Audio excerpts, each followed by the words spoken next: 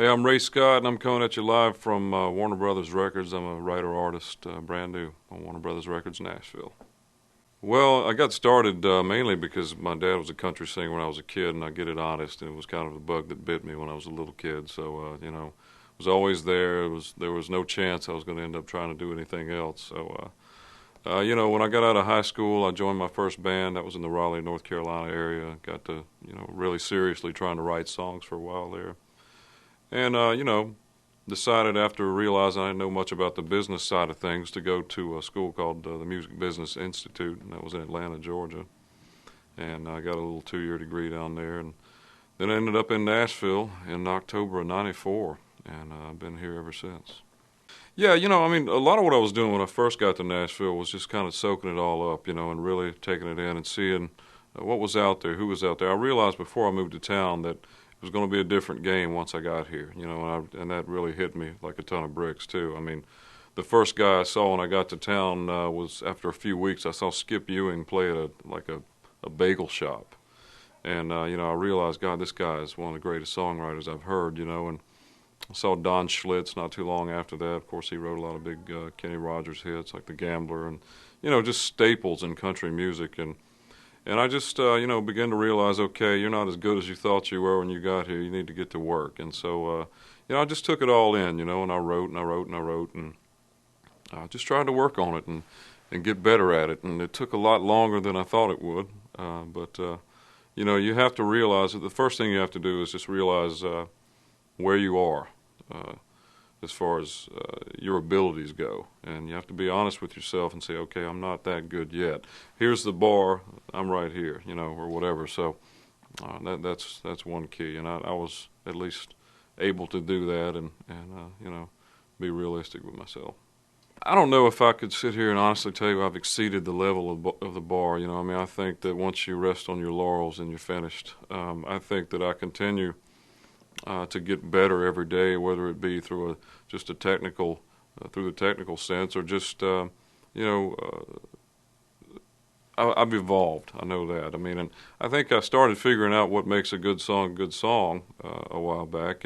But you can't sit down and write a great song every time. You can sit down and craft a song that is quality from start to finish, but there's only a really small percentage of them that are ever going to be special. And you're lucky to ever get one. I think it's the skill of recognizing that, and I don't know, but like I say, I'm not going to sit here and say that I've got it figured out because the next guy's going to kick my ass off the stool just as soon as I do it. It's hard to explain, really. I think it's intangible, really. It's just it's gotta do something for you when you listen to it. It's got to move you in some way. You gotta feel something from it. And there's lots of different types of songs that can do that, and there's really no set method to it, because if there were, everybody would be doing it. But I think you just know it when you hear it, period.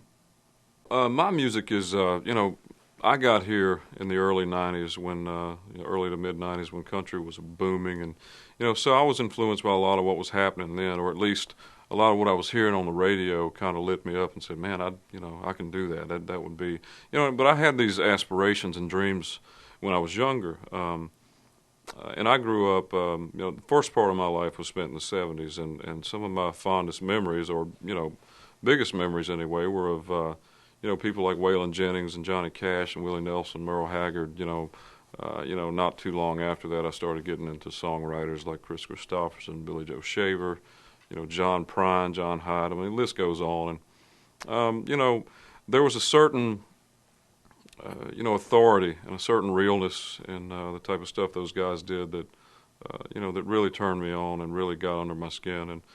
And essentially what I'm doing now, what I'm trying to do anyway, what I'm setting out to do is the same type of thing, the same type of earthy, hey, this guy's real, he's telling it like it is. There's no BS going on here, and he's not standing up there singing a song for the sake of trying to be famous.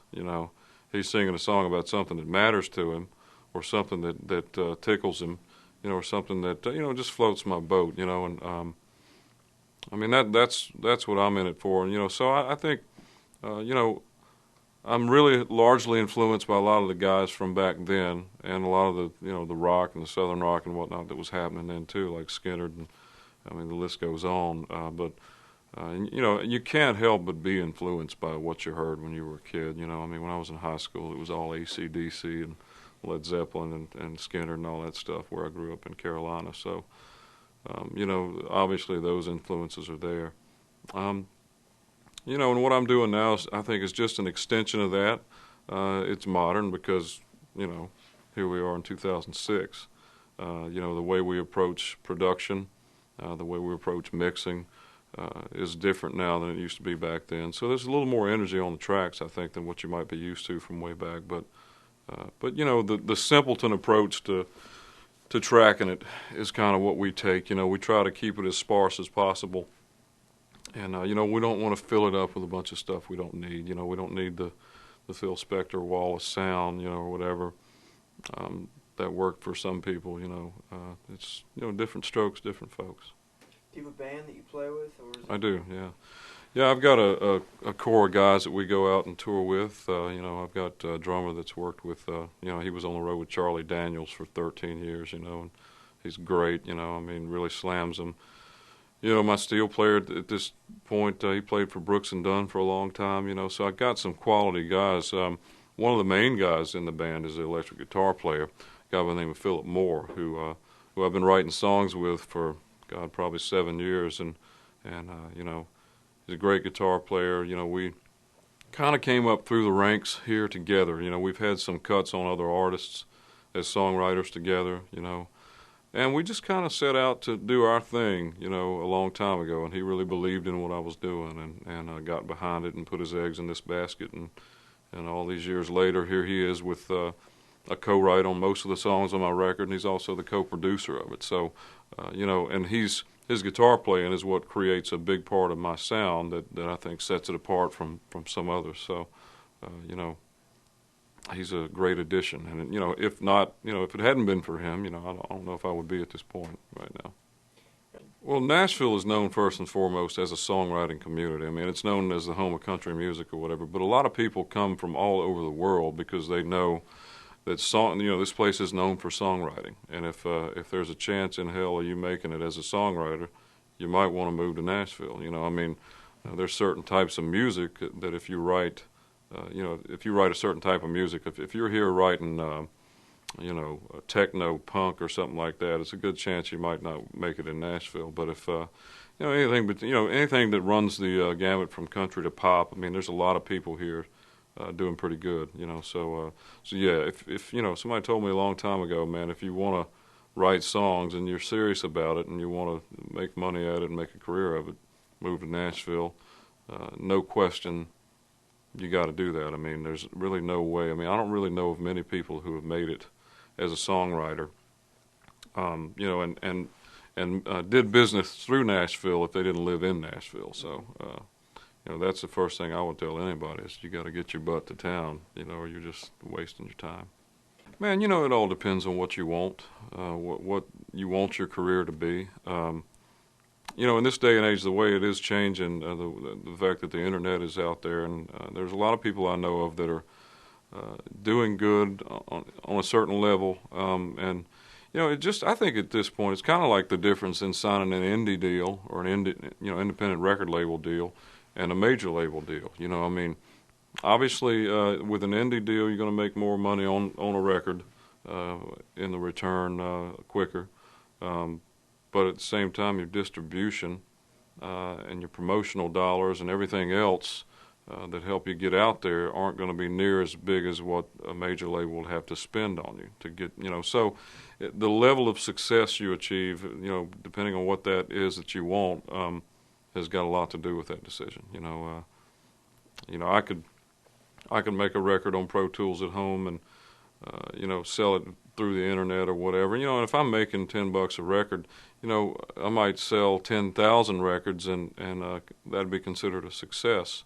But it's still more of an underground kind of a, maybe, I don't know, more of a cultish kind of thing, and there's a lot of that going on. But, like I said, I mean, it just depends on how big you want to be, how widespread you want to be, how much of the world you want to hear it.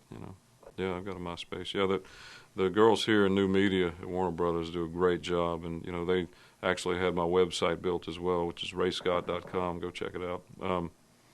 But I have MySpace.com as well, and they every outlet that they can think of on the internet, they really do a good job of. See, that's another advantage with being a major. If you want people to see you, and if you want people to hear you, you got a big team of people at a major label working on a daily basis to make that happen. If you're doing it at home by yourself, you don't have time to do all this. Trust me, especially if you're out there actually doing what the important thing is and playing music, writing songs or whatever. So, yeah, that's been a big presence for us. Go sell shoes. No, just kidding. I would just say, if you really, if you've got it in your head and your heart that you can do this, and Alan Jackson said something that I find to be very true a long time ago when somebody was asking him about his career and whatnot. He said that, he moved to Nashville because he was, I forget the words exactly, but it was like, he was stupid enough or naive enough to think he could make it. And there's a lot of wisdom there because, a lot of times people move to town, and I had a little bit of a preparation for this because I went to school and I had people who knew of how the business worked and everything. So I got some warnings, some forewarnings, but, you just got to know it. You got to have no doubt in your mind. And there are a lot of people that move to town that feel that way, and you got to realize that too. And when you get to town, or whether it be here in New York, California, wherever you go, you got to realize that there are thousands and thousands of other people trying to do the same thing you are. But at the end of the day, I think, number one, you can't make a plan B. I know mom and dad say, hey, yeah, you got to have a plan B, whatever, but that's BS. I think you make a plan B, then you're going to default to plan B. You're going to give up too quick. And so, you got to think, okay, it's this or nothing. And you can give yourself a plan, where, I came here and I thought, okay, I'll give it a 10-year plan. I had a guy tell me, it was a really great businessman. He said, I don't care if you're selling, bicycles or whatever it is, if you're going to go into business for yourself, which essentially that's what we're doing here, you got to make a 10-year plan. You got to, make little goals and accomplish those goals as you go. And you just basically, you can't expect things to come before that. You can't expect, you got to plant your seeds, and you got to sow them, and you can't expect to reap the benefits for a good while, and so 10 years is a good span of time to give it. And so I did that. I told myself that, and, it just so happens that, 6 years into town, I got my first cut as a songwriter. Then I got a couple more, 7 or 8 years after that, and then I think it was my 9th year in town. I signed the record deal and made a record for Warner Brothers. So, we're pretty much on course. I've been here now for over 11, but so it holds true. And I think at the end of the day, just keep writing, keep singing, whatever it is you do, keep performing, and keep, make a promise to yourself to get better every day, and never wake up in the morning thinking I've already figured it out.